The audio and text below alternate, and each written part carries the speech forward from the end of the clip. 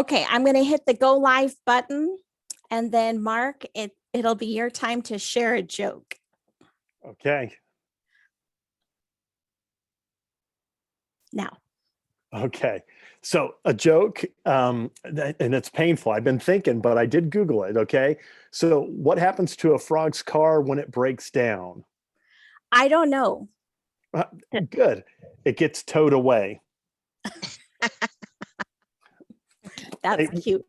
What can I say? You know, that's the first one that came up under clean jokes on Google. So perfect. I'll take it. Okay. I thought you were going to say the car croaked. That would have been funny also. That works too. Now I got two jokes. So okay, well, I'm Terry Camerzell here with Creation Fellowship Santee.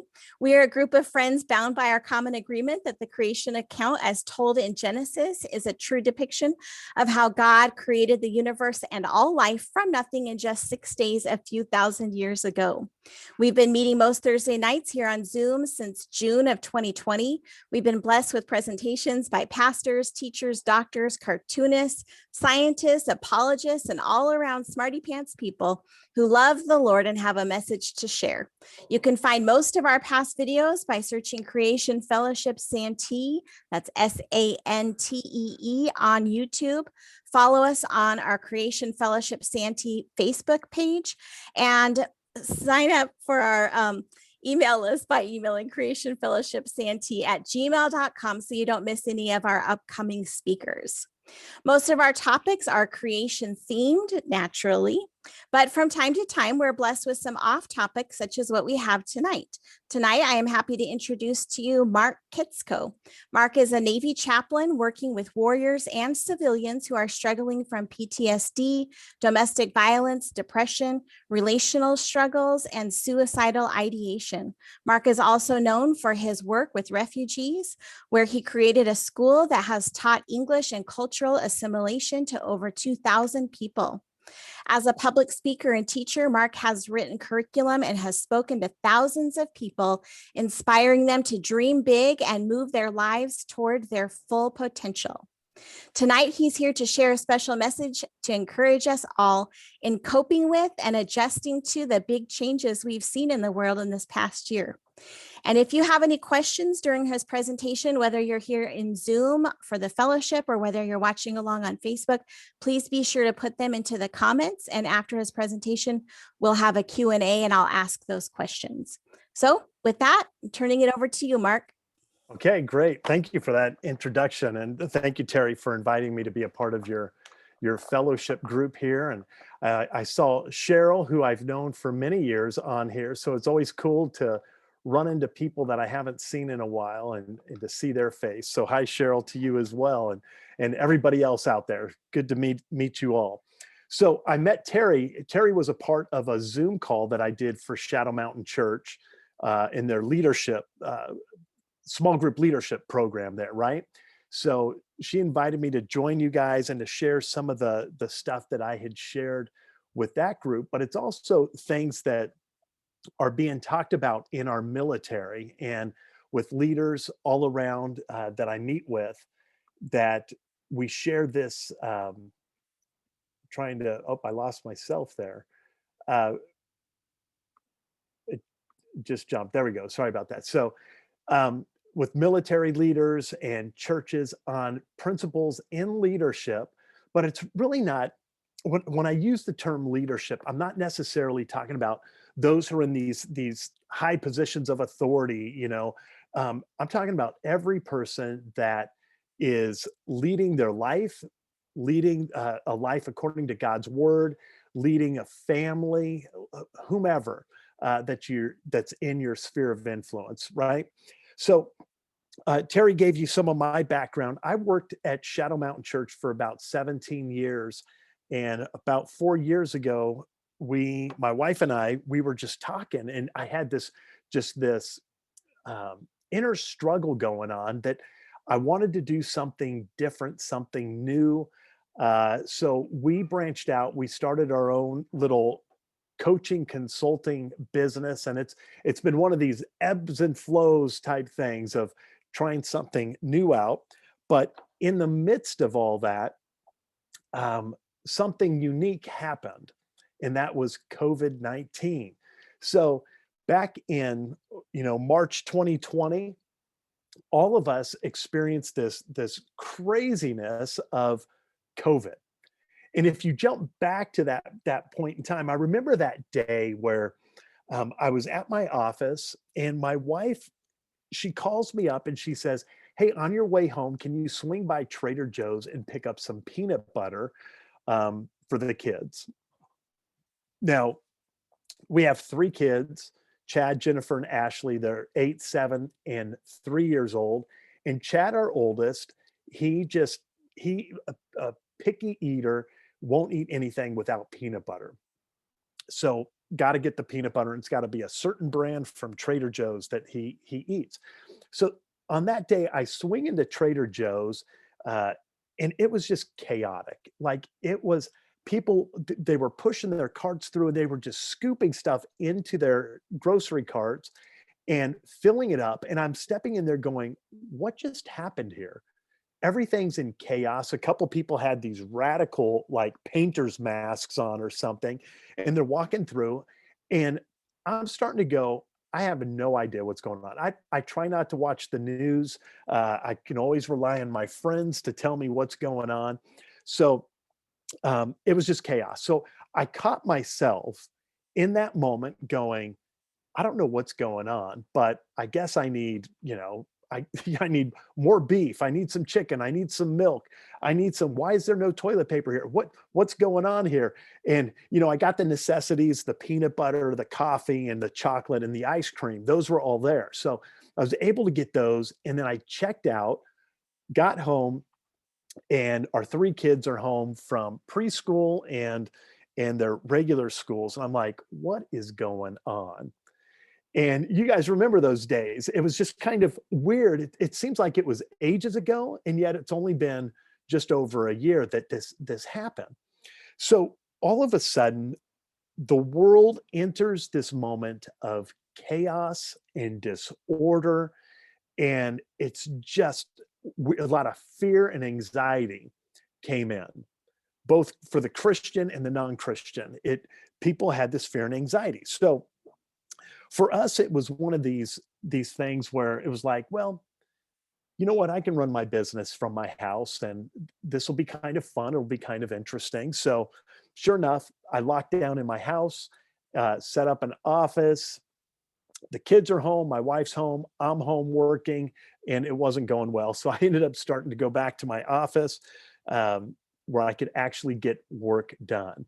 Now, in this moment, we still didn't know what was really happening. But if you recall, back in 2020, the Theodore Roosevelt, the big aircraft carrier that was in Guam, had about 600 positive COVID cases. So they pulled that ship into Guam. They unloaded all the sailors. Um, Most of them were asymptomatic, but there was a few that were pretty severe. One passed away, and the skipper of that ship kind of put out some maydays for help, but it went nowhere. So he went public with it, which is a no-no, because it lets your enemies know what they're going to do. So who knew? China knew. So when China knew our ships pulled into port and couldn't do anything, China started to press out into the Pacific and be a little more aggressive with their behavior. So in that moment, I get a phone call that says, your orders are waiting for you to sign them. And I go, my orders, what are you talking about? And I go, there is no, you can't, I'm a reservist. You can't activate me that quick, and they go, it's interesting times, national emergency, there's a crisis. So I got activated out of the reserves into active duty. And this is how it worked. I was told I would be able to quarantine in my house with my family. So for 14 days, just stay in your house with your family and order a bunch of food to be provided to last you, so you're not getting out there and getting exposed. Okay. So great, we'll do that. So 14 days, uh, when my orders started to come up, it came up to the day that my orders were to start. And I kid you not, in less than 12 hours, I get a call, and a person of much higher rank than me says, "You need to report to North Island for duty. You're going to quarantine in a room that we have for you on North Island Air Station."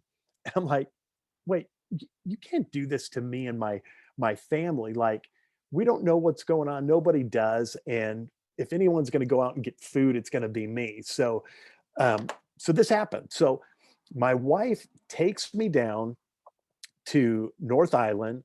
She drops me off, and uh, one of the sailors picks me up and shows me to my room, and he says, "You cannot leave this hotel room for the next 14 days. So once the door drops, just know you're in quarantine and isolation, and we'll let you know when you can come out, but we'll deliver food to your door every few days." So sure enough, now I'm in my hotel, door shuts, and I'm going, "This is weird." And I got to tell you, I was angry. I was ticked off, because not knowing truly what's going on with the whole virus, the COVID thing, all the restrictions, and yet I felt like my family was put out there in a weird time, and I was taken out of my home and isolated from them. So I'm safe, but I don't know about them. Okay, so this happens, and in the first couple of days, I was just getting I was just getting angry. And I was angry at my command. I was angry at how, why would the military do this? And most people who've been in the military know that's just kind of what the military does. So on the second day, I was talking to my wife, and she goes, "You know what, Mark? Um, you might as well make the best of it. 14 days isolated in quarantine in a room and in Coronado. Not that I had a view or anything. I was right under the flight path on North Island." So she goes, "Make the best of it." And she goes, "What's the anger going to do for you?"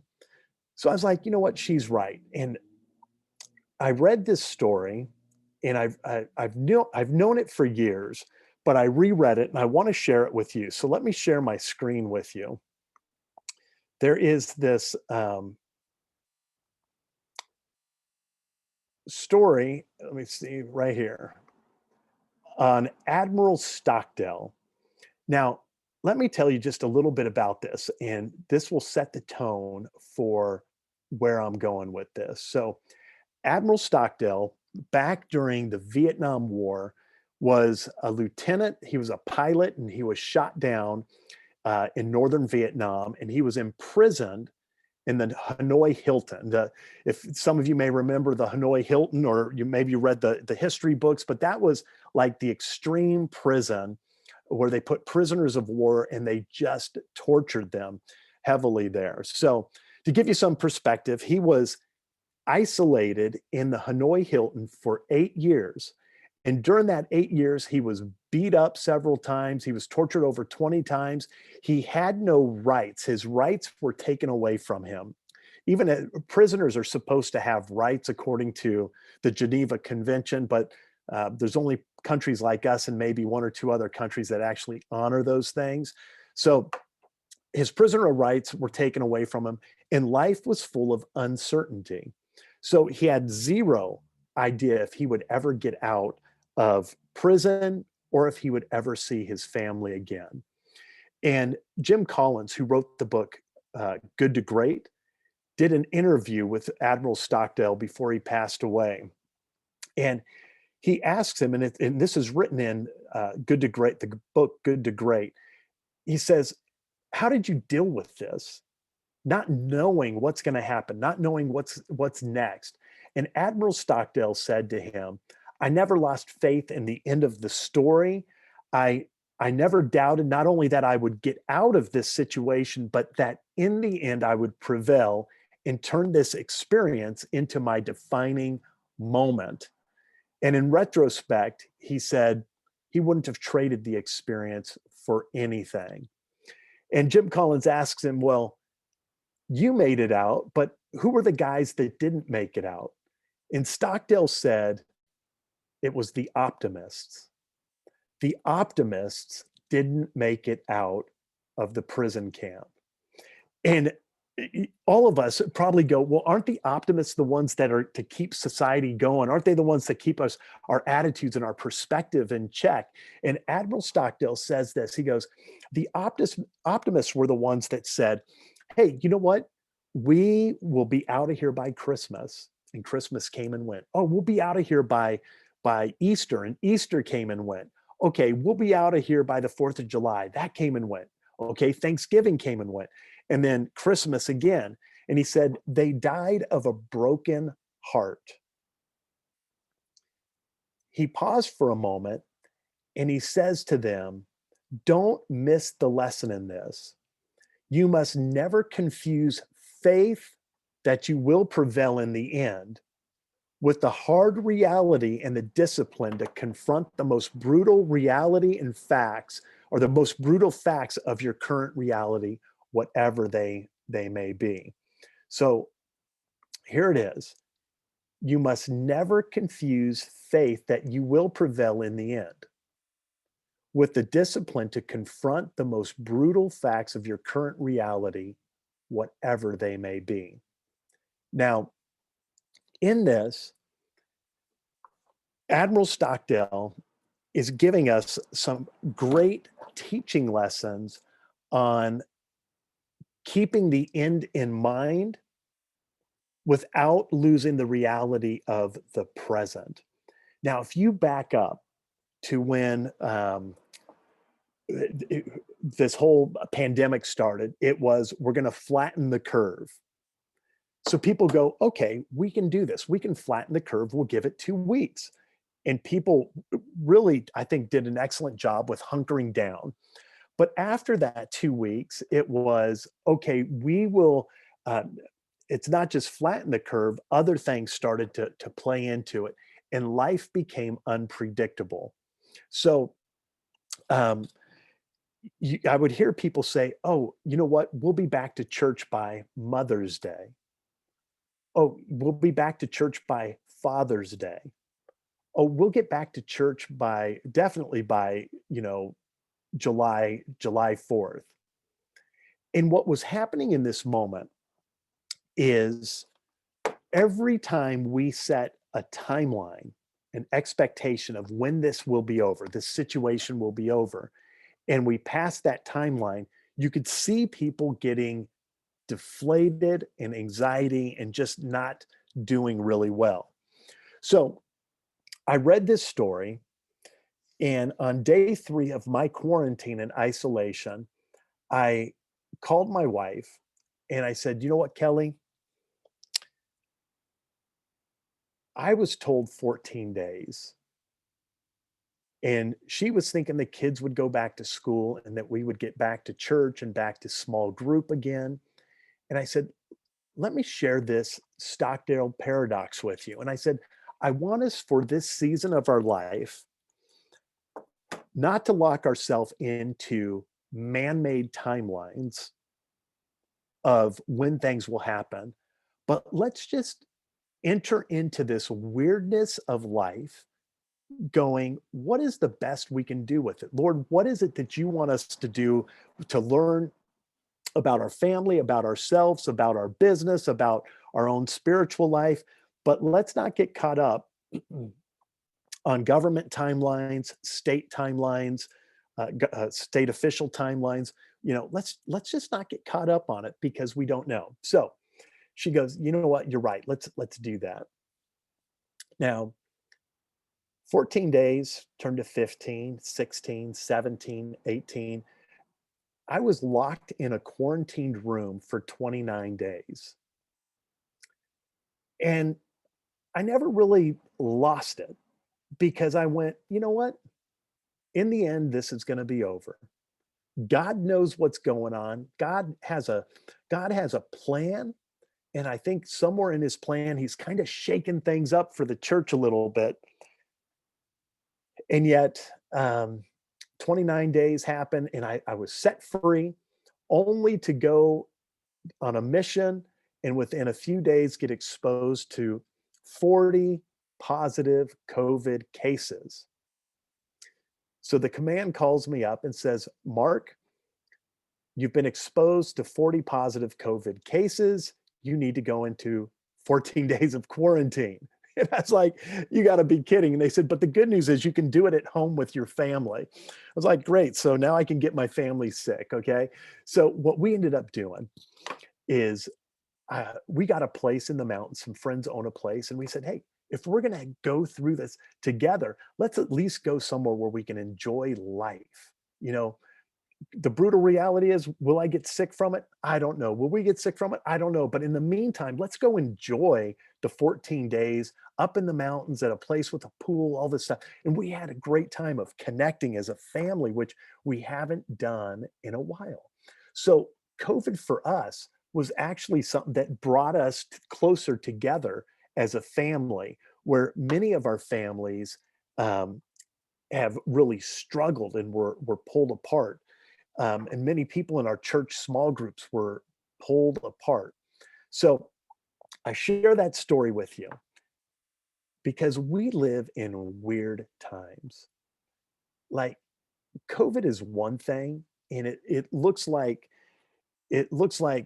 some of the restrictions are coming down as kids are going back to school, but anxiety and stress is going up because now it's another shift.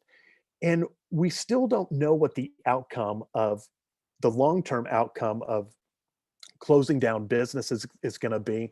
I don't know if you like on the border restaurant, on the border Mexican food. If you do, give a thumbs up on your screen. But on the border Mexican food, it's closed down. That's my favorite restaurant because of COVID. Okay, that means people are out of jobs. We've driven around and we look at some of the small mom and pop shops that are now boarded up, they're closed because of COVID. So even though it, in a sense, didn't affect our family too much, we're starting now to see the aftermath of it. Many of our churches, and if we were sharing, and maybe later in the Q&A, we can talk about this, but many of our churches, I work with a lot of pastors whose churches still are not open, and they're doing it on Zoom or, Facebook Live, but they haven't opened in over a year, while others are still somewhat playing it safe. And then others, like my church, for example, is acting like nothing's ever changed. So it's just going on normal. So there is this brutal reality that people are faced with, and that is people are experiencing grief. Now, let me explain this. Grief, there was when I first did this presentation, was maybe 4 months ago for Shadow Mountain Church, and it was just after the election. I believe it was right after the inauguration. And it was interesting because not only did we go through a year of uncertainty with COVID, but then there's this wrestling of the political climate in our country. The country that was a year ago is a different country today. The country that was before January 19th is different than it was come January 20th of this year. And it's bizarre because we are, and give me your feedback on this in the Q&A time, because what I'm seeing is just an incredible amount of grieving. And let me talk about the grieving process, because it's not just, whoa, I'm sad. Grieving is also anger. We sometimes grieve in our anger. So let me go over this with you. As you are leading your families, your friendships, yourself, is your reality is not the same as their reality. And yet we tend to, fortunately in the church, we have a tendency to huddle towards people who are very similar to us in our beliefs and our practices. And that's the wonderful beauty of God's community in the church, is we come together. But I started noticing in our small groups and some of our social settings is, even though we have a common belief in our Savior, you start to know that through this pandemic and through the election, that not everybody in our group actually believes the same or acts the same. Okay. So, um, and we all deal with grief differently. Uh, so first step of grief is, when you're dealing with people, there's this denial. This isn't happening. This isn't reality. This isn't anything. And I remember back when COVID happened, I kind of went, what? This is kind of weird. I don't know anybody at the time, I didn't know anybody who was sick. So I'm not sure. Then there was this mask mandate and stay in your home mandate. That kind of got me a little bit frustrated. Um, especially when we take the kids out for a hike, and people are looking at you a mile away, and we weren't wearing a mask, but people would get angry. What's wrong with you? And then I'd get angry back. And then we go through the phase of bargaining. Well, I'll wear my mask because this is going to be over soon. And I need to go through a grocery store without someone hitting me or yelling at me. So, okay, I'll wear my mask to make you feel good. Then depression happens. I'm kind of in a funk. I'm disconnected from my church. I'm disconnected from my social life. The people that I meet with, pray with, everything. It's just kind of depressing. When's this going to end? And then there's acceptance of the new reality. And then the sixth stage of grief is giving it a new meaning. So for me, I can say COVID was just an interesting time for us, but it also brought our family closer together, and we were able to create a new meaning. That was us. But a lot of people were not able to create a new meaning from it. So this young 18-year-old boy, he was in my class, and he said something that I thought was profound.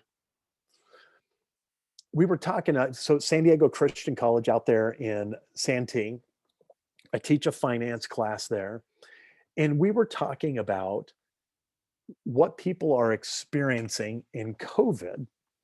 And he said to me, he goes, I wish my pastor was more like the Apostle Paul. The Apostle Paul went to prison. He got beaten. His rights were taken away from him, and then they found out he was a Roman citizen, and then they gave him back his rights. But in the same time, he was being abused, spat upon, all of these things. And he says, I wish my pastor during this season was more like the Apostle Paul. The Apostle Paul, while he was in prison, wrote many of the epistles that are blessing us today. And he said, I wish my pastor would quit complaining and get busy and do some writing and some good preaching. And I thought, oh my word, I just got smacked with wisdom from an 18-year-old who just said, you know what? Give it new meaning. Give it new meaning. And make the most out of a bad situation. God's allowing a bad situation to happen, but we can create a new meaning out of it if we allow the Lord to lead us and to guide us, right? So here's the stages of grief. Many people that you're with, maybe you as well, some of you moved. Now, that may be a thing of celebration, but it can also be a sign, not a sign, but also a time of grieving, because what you knew is now gone, but your new reality is something different, right? Or here in the US, we have now, for many people, a new president, new political atmosphere. There's a lot of, and I'm a patriot. So sometimes when I hear things on the news about where our country is heading, I get nervous. I get fearful. I get angry. And yet at the same time, people will be sharing, hey, did you hear about this? Did you hear about this? And yet in my grief, I'm still in phase one of denial. I, I I'm denying that we're going downhill quickly. I'm in denial of it. And then when I think of it, I get angry. And then when I get angry, I start to bargain back and forth with, I need to do this, I need to do this. And I'm sure many of you experiencing the same thing, like this grieving process of the political climate in our church. And here's another one, grieving some of the church's response. And I would be curious as to your thoughts on this, because I'm seeing a group of people who are feeling like their church should have done more or could have done more during the time of COVID, and yet they felt isolated from their church.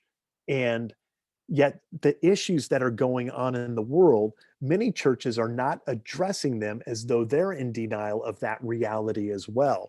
So there is this grieving process of, what's the church going to look like after all this? What's the church going to look like if certain political things get through Congress, get voted on in the House and go to the Senate and get approval? What's the church going to look like 3 years from now, 5 years from now? And it creates this anxiety. So we'll come back to that in our discussion time. So here is one of the acronyms that we use in the military. And I'm going to share this with you because I think as you lead your families, your life in your place of work, your personal life, there is this acronym called VUCA. And it's a military acronym, but it really has to do with the ability to assess acceptable risks, levels of risk, and management decision based on incomplete or conflicting information. Leaders also need the ability to learn from mistakes and to allow others to do the same. So this first sentence here, VUCA is this principle that helps you as a person living your life not to get so caught up in the time frame of things, the levels of risks of what's going on politically or with a pandemic or economically, is not to get caught up in the this will end, but to get caught up in the I will prevail in the end, but I need to face the hard realities of what exists right now. Okay, so VUCA is this concept of being adaptable and flexible and very fluid in your decision-making process. So as you're making decisions, financial decisions, decisions for your family, friends, small group, church, that you're not so locked up in a time frame, but you're in a realm of being fluid and flexible. So remember this guy, Mike Tyson, heavyweight champion, right? So Mike Tyson says everybody has a strategy until they get punched in the face. I love it. So get in the ring with Mike Tyson. He's either going to bite your ear or he's going to punch you in the face. Everybody has a strategy until they get punched in the face. Now, in the military, we say we have a strategy to fulfill the mission, but after the first bullet is fired, the strategy changes. So everybody has a strategy until the first bullet is fired. And then you need to adapt your strategy and be fluid with it in order to get the outcome you want or to achieve the mission.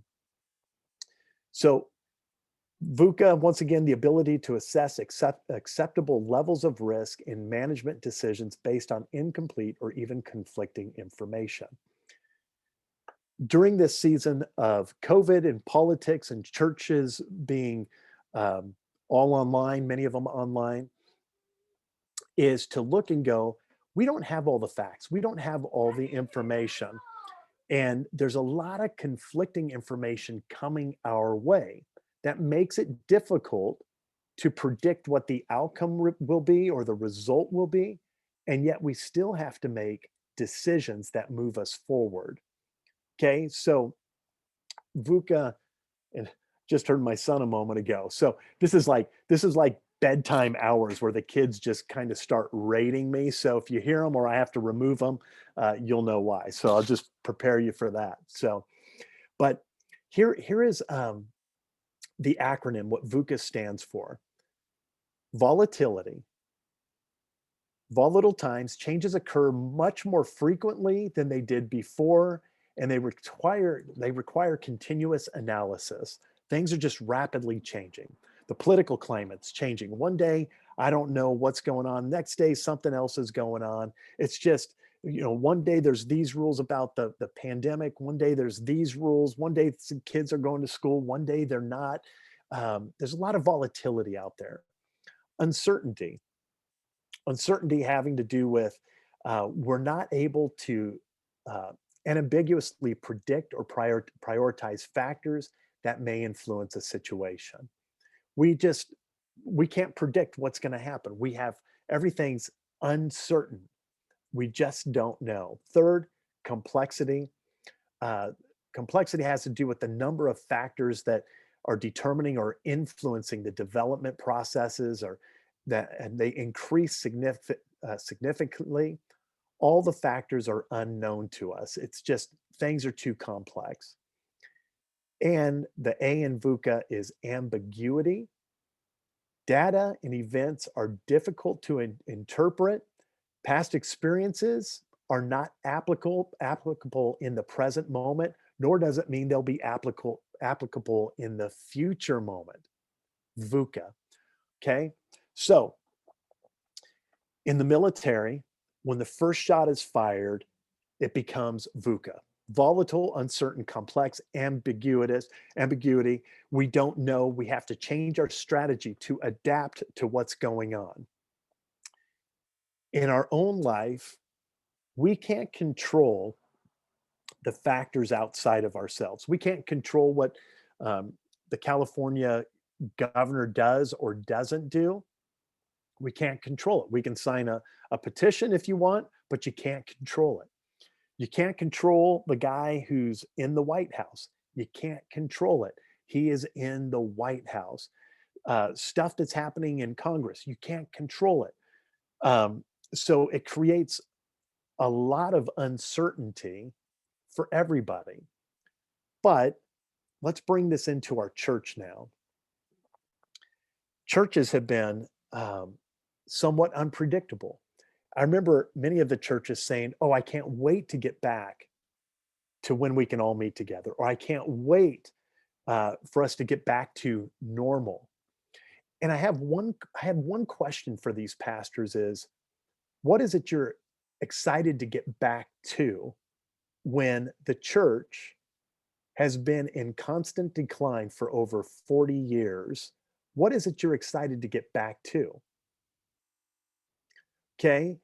And you want to get back to some normal, but is God shaking you up as a Christian, shaking me up as a Christian to say, you better get ready for something? You as a church, you better pull yourselves together and come back to some of the basics of prayer, of personal serving and sacrifice, and less of the program. I don't know. These are all things that I'm questioning. And as I'm with these groups of pastors, I'm going, what is it you're so excited to get back to when everybody else, all the businesses that I work with, did this VUCA principle? They adapted. They were like fluid. They adapted quickly. And I think many of our churches adapted to the online thing pretty quickly. But what does that mean to adapt in the future? What does that mean to adapt if churches lose their exemption, or if what a preacher preaches is going to be considered hate speech in the future. So there's these issues in the House. I don't remember which law it is or that they're looking at, but some of the things that we preach that are in God's word, wonderful things, once they're spoken from the pulpit, will they become or be considered hate speech on issues of marriage, abortion, um, uh, one's sexuality or gender? Where's that going to land? So I was in Monterey. I just got back from a command up there, and I leave again in 2 days to go back to a Navy command in Monterey. So you got to watch this now. We did after June 6th, when the people went into the House and all of that stuff, and it was called an insurrection and all of these things. Now, got to tell you, if I'm going to cause an insurrection, I'm not going to send a guy in with horns and a painted chest. Okay, I'm going to send in the best, right? So, in my mind, there's no insurrection there. Okay, but after June 6th, what happened was all this talk about extremism. Who are the people that are extremist? Okay, look around. They're probably okay. Um, Extremism was defined by a conservative group of anybody who voted for the former president, right? So it was really this weird thing. So here's what happens. I'm up at this command in Monterey, and the extremism training comes out in the military. The DoD, Department of Defense, puts out this extremism training. And what was interesting about it is it came out as a result of what happened on June 6th.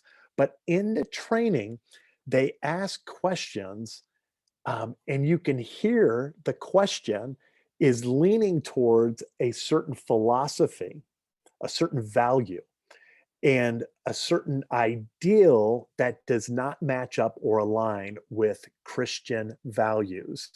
Okay. So one of the questions asked was if a young lady goes to a church and her church has a Facebook page, and they're having a chat about whether abortion is right or wrong, pro-life or pro-choice. And the young woman says, children are created by God and they deserve to have a right to live. Abortion is wrong. So is that person allowed the freedom to do that if they're in the military, not civilians? This was geared towards us in the military. Can a person wearing the uniform go into a religious Facebook group and share their religious views? People thought about it, and it comes down to we still have freedom of religion.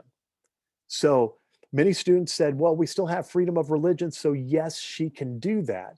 But I kid you not, 50% of these young people, 18 to 25-ish, said, no, she has no right to do that because that's considered hate speech. Now, catch that. Even though the training basically says, yes, she can do that. She can't do it on her personal Facebook page, not on her personal, but on a religious page, she can. But when you're in uniform, you got to be careful what you put out in the public sector on your account. But on a religious Facebook page, she can do that. So the answer is correct. Her religious freedoms allow her to express her views on a forum like Facebook. What concerned me wasn't that she can do that. What concerned me is about 50% of these young people considered her views to be conservative, outdated, and hate speech. VUCA. What are we as a church going to do with the volatility, the uncertainty, complexity, and ambiguity that exists? There's only there's really, it comes down to what are you and I going to do as we adapt to the new culture, the new world. So one of my friends runs the San Diego Southern Baptist Association here in San Diego, and he gave me a book called um, Old Paths, New Ways. Old Paths, New Ways, and it's talking about everything that's kind of going on in saying we as a church, as the body of Christ, no matter your denomination, we as a church need to get back to the old paths. The old path was getting to the book of Acts. I want to say it was chapter 6. I don't remember off the top of my head, but where it's like, we need to be in prayer together. We need to be breaking bread and fellowship together. We need to be sharing with one another, going, helping each other in our suffering and our pain. We need to go back to the old path and look at what we're doing and go, hey, this isn't going to work. What we're doing today and what we enjoyed perhaps in the last 30, 40 years, it's not working for the next generation. If the church doesn't adapt, and I don't mean adapt the message, I mean adapt a new strategy, and perhaps the new strategy in his opinion is the old strategy: more time in prayer, more in-depth biblical study, less personality, less program. That's his take on things. Unless we get back to the fundamental basics, we will lose the church, at least the church as we've known it in the United States. So he's kind of incorporating this idea of VUCA. We need to adapt, not change the message. The message is the power of Jesus. The message is the healing power of Jesus' name, of reconciling humankind, mankind, women to himself. We need to keep the message, but our strategy, we've got to adapt it and bring in the lost. So here are 4 secrets. I don't know why I put secrets. They're not secrets, but 4 secrets to leading change in a chaotic world is simply, number 1, lead by being consistent. Let your life be a consistent fragrance of who God is and his character in your life. Be consistent in your decision-making process. Right now, with all the chaos and ambiguity and uncertainty, people are looking for people who are consistent, stable, like a rock. Second, and this is going to be almost an oxymoron, is be fluid. You got to be consistent like a rock, consistent, but you also have to be fluid in strategy, going, okay, this stuff's happening, pandemic, economics, political climate, church stuff. I need to be fluid and not get so caught up. And this is hard for some people because they're more like oak trees and not like bamboo. Being fluid, I've got to adapt to my situation. I got to adapt to my kids. I've got to adapt to my spouse being home. I got to adapt. So be fluid, but be consistent in your character like a rock. Number 3, lead by being decisive and taking the initiative. We just finished having dinner and we just were talking about this is, we as a family feel a certain emptiness of not connecting with other families. There just seems to be this void and this gap of we're meeting with families, but we're not, it doesn't seem like we're breaking through to a deeper level in our relationships. And it's part of our grieving process of going, what is going on here? But in this, if you want to lead in crazy times, it means you have to be decisive and take the initiative. So we were talking about this, just going, we can be passive and hope things happen, or we as a family can take the initiative and go, we want to spend time with you. Look, and being honest, we're missing Christian fellowship. we go to church, but it's like you go in, you sit, you sing songs, it's out, everybody bolts real quick, missing just the in-depth fellowship. Number 4 is in chaotic times, you can lead yourself and lead others, but the best way to lead others is by following the lead of the Holy Spirit and allowing him to direct your steps, allowing him to guide you with your jobs, your families, your relationships that you have, and just give that over to him and allow the Holy Spirit to lead you. So with that, Terry, I'm gonna pass it over to you, and open it up for discussion, thoughts, comments, dialogue.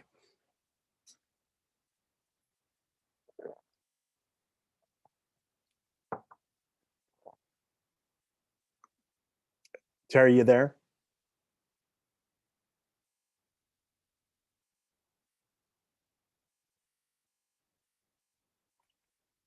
Okay.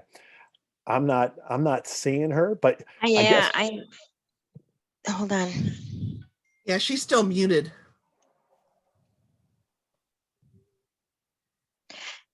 She's her You're done computer early. just died. Yeah, Oh. her computer just died. Oh, okay. So Perfect I timing. don't- Perfect I don't timing. know. Well, let me look over at the questions and see if what's there. And let's open it up. Is that how you guys typically do it? Is open it up for discussion? I don't want to. I've already dominated enough of the time, but I would love to hear some of your thoughts. Some of your someone used. Someone wrote the word frustration here. Normal is Right. gone forever. So Yeah, no, we can open it up for, usually what we do is Terry will read the questions, but I haven't been following the questions. I've been watching. So Yeah. let me see what we have in the question. Okay. Jeff, it looks like you have a comment on here, frustration with the church. You want to say it out loud? Alpha Rat? That's Alpha Rat is Jeff, but I don't see, oh, here he is. You have to unmute, Jeff. He says frustration with the church doesn't make sense to me. I am invested in Christ, not the church. Christ is invested in the church and is well able to keep it so none is lost. If your eyes are on him, who can be against us? That makes sense. Yep. Okay. Okay. And then we have Joyce. We are the church, and the frustration was that we were not allowed to meet together. Of course, some of us met together and watched church online until they opened up and we could fellowship again. June says normal is gone forever. I don't believe that, but I'm in Florida and normal is really on the comeback. California, living in California, I could see, a lot of what you were saying. I can see that frustration because California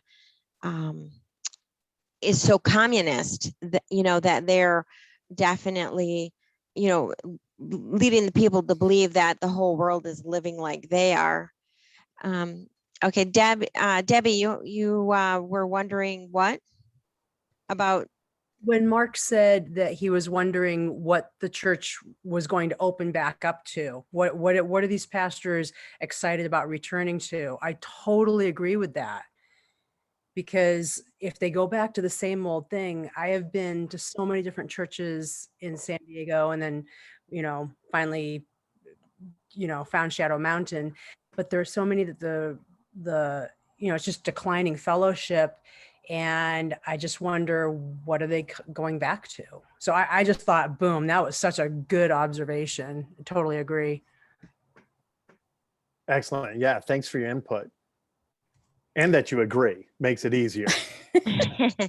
Absolutely agree. And I do see the importance of the church. There are so many things.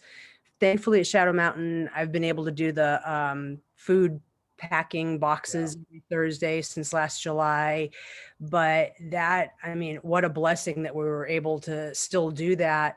But everything else, the prison fellowship ministry, all of the Bible study classes have had to be in Zoom, and it's just not the same. Some women are way too shy to ask questions or even trust Zoom. So there's been a huge loss. And what you said about grieving, I just so appreciate it, because we all feel it, you know. Amen. Amen.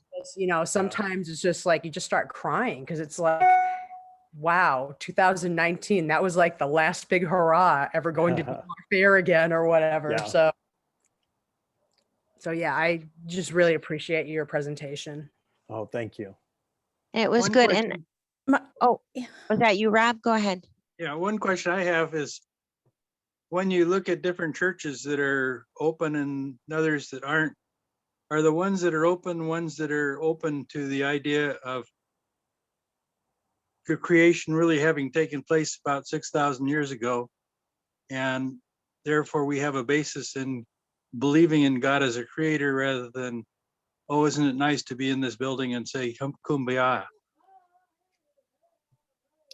Yeah. So give me what the question is there. My son's making some noise, but Okay, the question was, do you see a difference between churches where people believe that God created things about 6,000 years ago versus people who are willing to go along with the world and say, oh, he might have done it by evolution? yeah, good question. So a lot of the churches that I work with are predominantly creationists.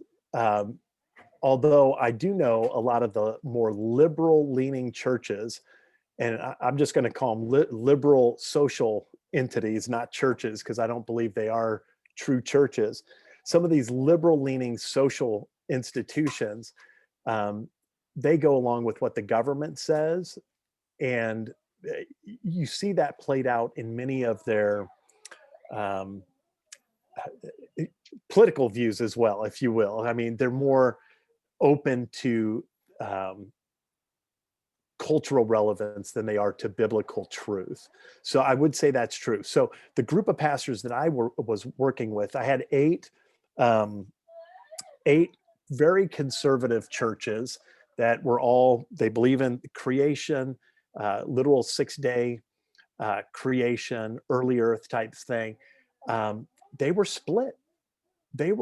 So one of the things that pastors were faced with is, if they opened, 50% of their congregation would yell at them and tell them that they were wrong, insensitive, and a bad representation of Christ to the world. And if they didn't open, the other 50% were like, this is the church, keep it open. God's people are supposed to meet together.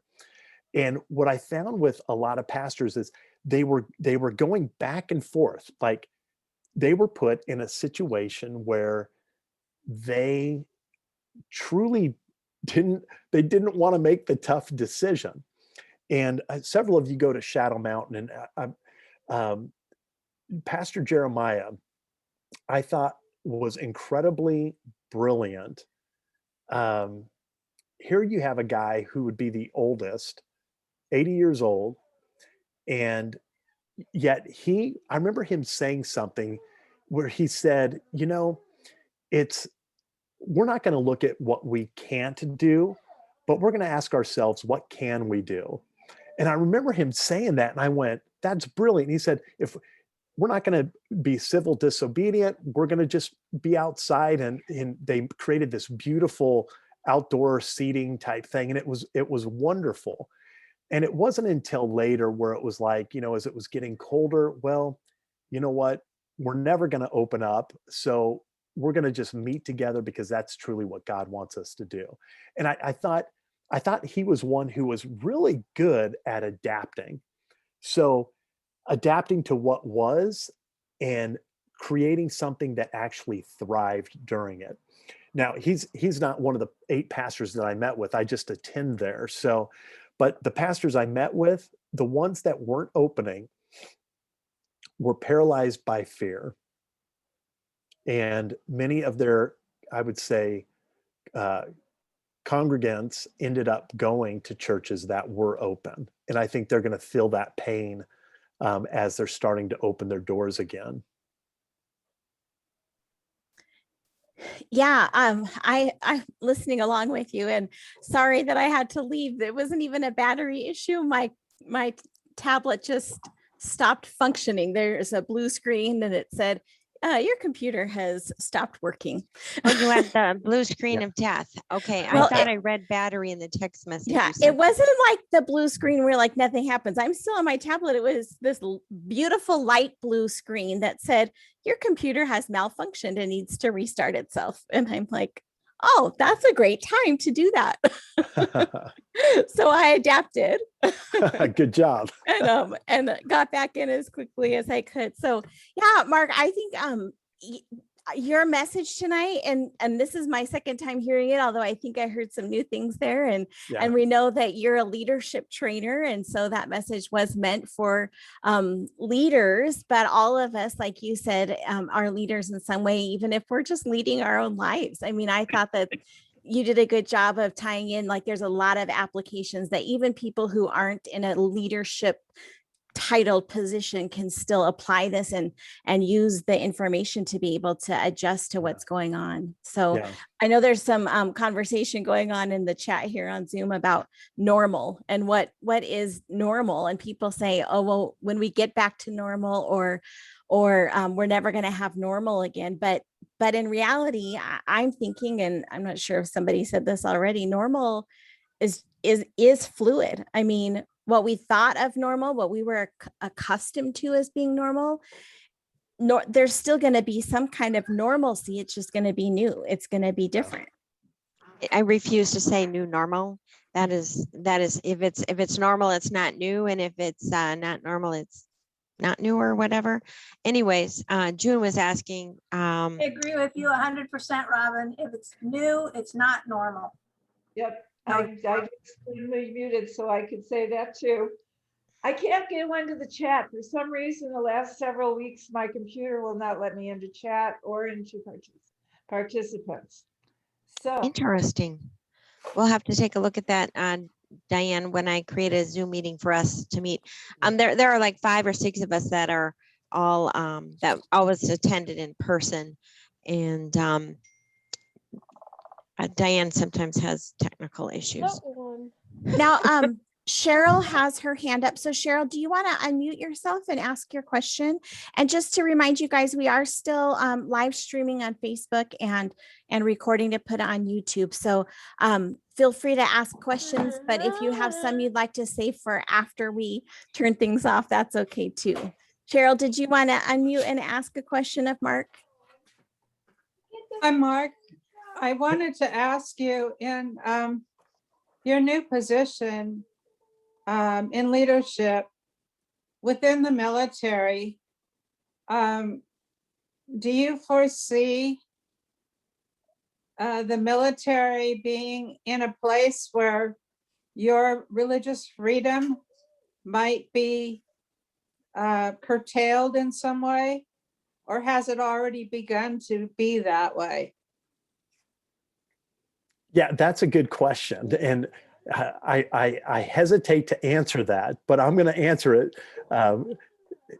I hesitate to answer it because I know this is live stream or you don't have to if you don't want to. I understand. I'll just put this in this realm. Conservative evangelical Christianity is, in my estimation, going to face some very challenging times in the days ahead.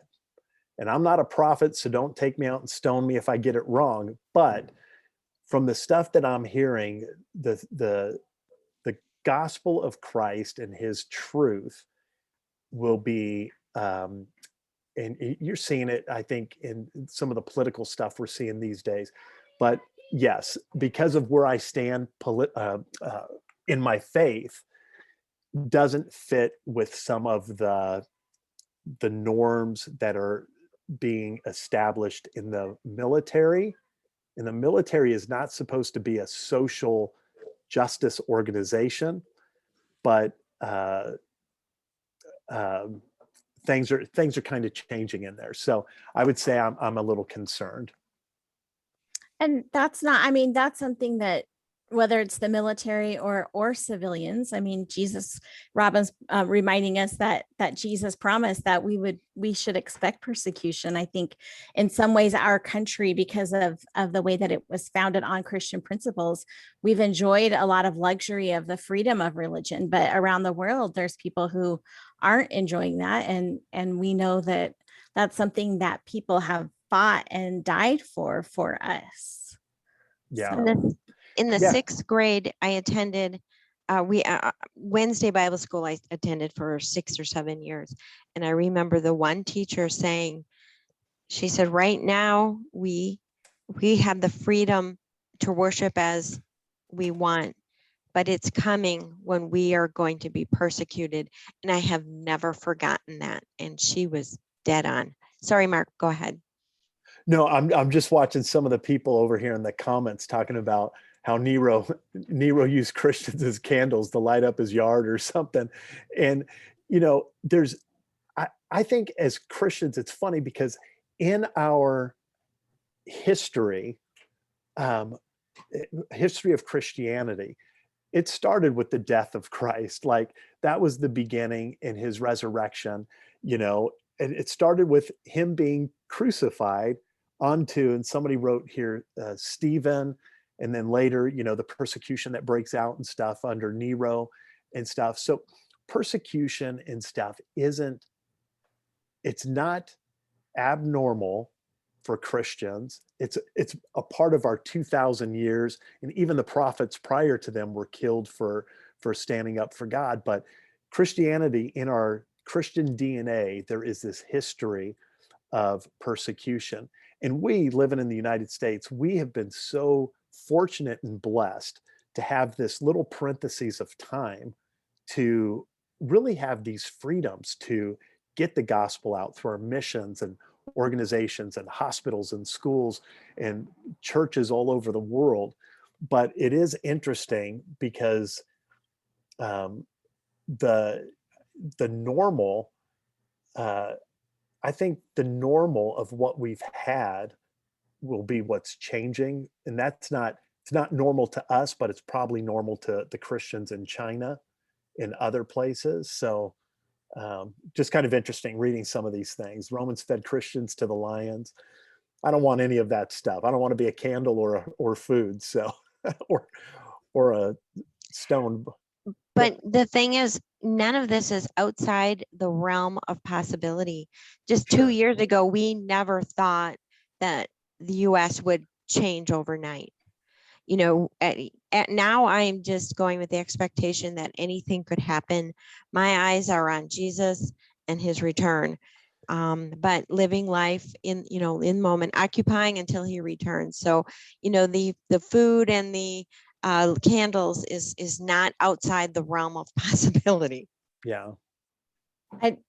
The word entropy just came to mind to me because we do study creation science in this group, and we talk about the second law of thermodynamics, entropy there, and Dr. Sanford has a book of genetic entropy. But I was just thinking about in America, it's almost like we're seeing the entropy of freedom, like freedom's entropy, that it's becoming more and more chaotic and disorderly, and our rights are disappearing. It's almost like an entropy of freedom. Yeah. So the truly scary thing is there are people that cannot see that. Yeah. They are blind. They're blind to truth. It's terrible. I was going to end recording so we could go. Before we do that, let's let Mark, if you want to tell everybody again how they can find you. I'm not sure if we've done that yet, but make sure everybody knows how they can find you. Yeah. So my website is markkitsko.com. So MARC, not MARK. My parents got creative there. So markkitsko.com is my website. And feel free to reach out. Phone number is 619-322-1937. And you know what? I'm punching in my email. Okay. And while you're doing that, you can think about an answer here. We did get one more question here. Do you have any suggestions for how to conduct ourselves on social media in light of the current climate? That's a great question. Okay, so social media is an interesting thing. So my account, I got caught up in the whole debate on same-sex marriage on my social media. And I don't know when that was, 8 years ago or something. And I wasn't looking at who's on my social media. In a sense, I was going, all my Christian friends are going to agree with me on this. But what I didn't do right was probably in my express, all the people in the Navy that know me, it put a huge wedge between me and ever sharing the gospel with them. So it was interesting because on social media, it's an easy and it's a safe place to vent our opinions, and it feels good like we're doing something. But I come back to the verse that says that we're to conduct ourselves in a manner worthy of the gospel of Christ. And I go, well, Lord, wasn't I acting in a manner worthy of just saying, hey, this is wrong, this is against your will? But looking back at it, what I did was with the family that my wife and I pray for to be saved, put a wedge between us. In a sense, my religious views became the pork for the Jews. Does that make sense? If a Gentile wouldn't, or a Jew wouldn't hang out with a Gentile because of pork, well, my religious views on that forum became a stench to them for allowing me to ever share the gospel with them. And now I got to break down that wall. So in social media, I'd really be careful, because you do have non-believers there who are absolutely going to disagree with you. So my suggestion is keep it on the beautiful side of who Christ is, not the more aggressive fighting type, if that makes sense. Yeah, that makes sense. And I think Does it? know your audience too. Like if you know how to use Facebook settings appropriately, like know when you're public and know when you're private, and that's another aspect to it. But it does make sense what you said. That was a good parting word. And just as we sign off, we're glad to have Marc Kitsko here with us tonight, and we're Creation Fellowship Santee. You can find us on YouTube, you can find us on Facebook, and you can email creationfellowshipsantee@gmail.com to get notifications about our upcoming speakers. So we're going to go ahead and sign off for our recording tonight. And Robin,